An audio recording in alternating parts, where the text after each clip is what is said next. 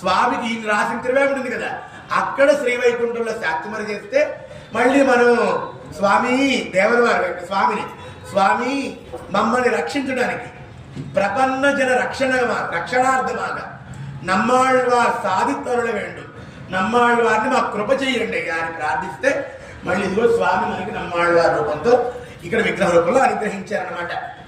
ఈ వైష్ణవ దేవాలయంలో ఏ ఉత్సవం జరిగినా జరగకపోయినా ఈ ఉత్సవం జరగాలి.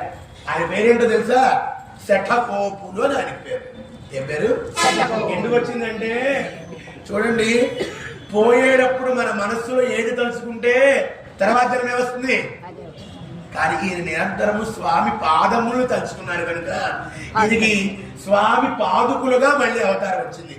అందుకనే వైష్ణవ దేవాలయంలో ఉండేటువంటి పాదుకులకు పేరు శఠకోపం. అంటే ఏమిటండి అంటే శఠం అనేటువంటి ఒక బుద్ధి, శఠ వాయువు అంటారు. పుట్టంగానే అందరి మీద పడుతుంది, నాకే కావాలి, నేనే తినాలి, అన్ని లాక్కోవాలనే కలి ప్రభావం పడుతుంది.